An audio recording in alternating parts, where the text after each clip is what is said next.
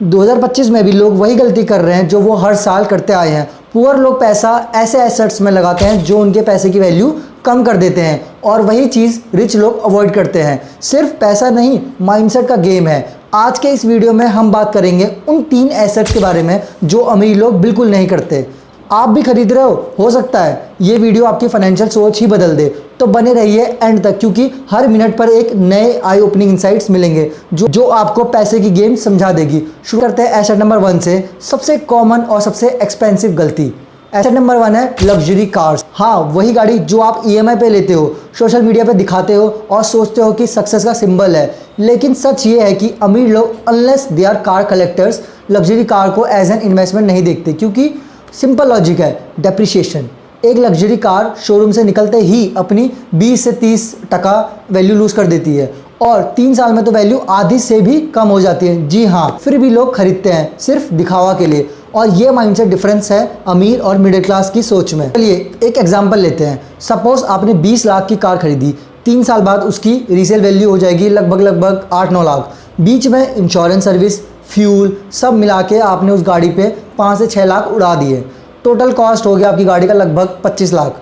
सो इसके around ton zero, आपको कोई कैश फ्लो नहीं मिलता, कोई अप्रिशिएशन नहीं मिलता, सिर्फ एक डेप्रिशिएटिंग एसेट मिलता है। अमीर लोग इसे अवॉइड करते हैं। वो या तो एसेट लीज करते हैं बिजनेस के नाम पे, या फिर इन्वेस्टमेंट रिटर्न से लग्जरी अफोर्ड करते हैं, कैश फ्लो से, ना कि प्रिंसिपल से। एसेट नंबर 2 है आज का एंडोमेंट पॉलिसीज़ और ट्रेडिशनल लाइफ इंश्योरेंस प्लान्स। ये ऐसे प्लान होते हैं जहां आप हर महीने प्रीमियम भरते हो और 20-25 साल बाद कुछ गारंटीड रिटर्न मिलता है। प्रॉब्लम क्या है? रिटर्न का रेट। इनका एवरेज रिटर्न होता है 4 से 5%, इससे ज़्यादा नहीं होता। इन्फ्लेशन ही आपकी 6 से 7% चल रहा है, तो आपका पैसा बन नहीं रहा है बल्कि घट रहा है। आप सिक्योर फील करते हो, लेकिन रियलिटी में आपका पैसा सो रहा है। आप सोच रहे हैं मुझे तो 10 लाख मिलेंगे 20 साल बाद, पर कैलकुलेट करके देखिए, अगर आप वही पैसा इंडेक्स फंड में लगाते तो 10 नहीं 25 या 30 लाख तक होता। ये प्लान एक इल्यूशन देते हैं ऑफ सेफ्टी, ऑफ स्टेबिलिटी, और अमीर लोग इल्यूशन पे पैसा नहीं लगाते, वो वेल्थ क्रिएट करते हैं low cost mutual fund, equity, rights जैसे स्मार्ट एसेट में।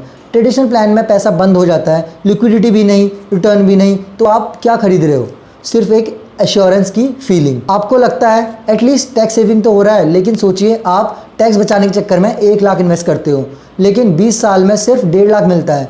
रिच लोग टैक्स को ऑप्टिमाइज करते हैं, अवॉइड नहीं करते, प्लान करते हैं। उनका फोकस होता है टैक्स एफिशिएंट एसेट्स में, जैसे कि ELSS, NPS, debt index bonds.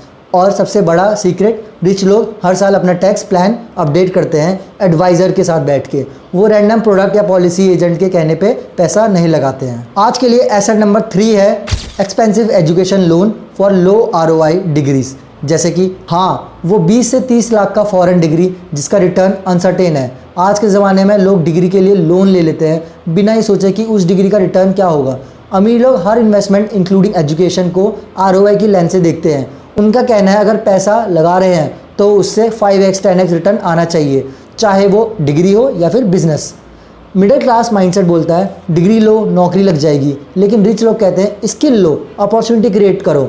आज के टाइम पे 30 लाख लगाकर MBA लेना ज़रूरी नहीं, जब 3000 के ऑनलाइन कोर्स से भी वही स्किल मिल सकती है। रिच लोग ये पूछते हैं क्या मुझे इस कोर्स से नेटवर्क मिलेगा, क्या जॉब गारंटी है, क्या मार्केट डिमांड है? अगर जवाब नहीं मिलता वो पैसा नहीं लगाते। जैसे बड़ी बड़ी IIMs इनकी डिग्रीज़ है, इसमें तो आपको नेटवर्किंग मिलती है, तो उस पैसे का उस डिग्री की वैल्यू है।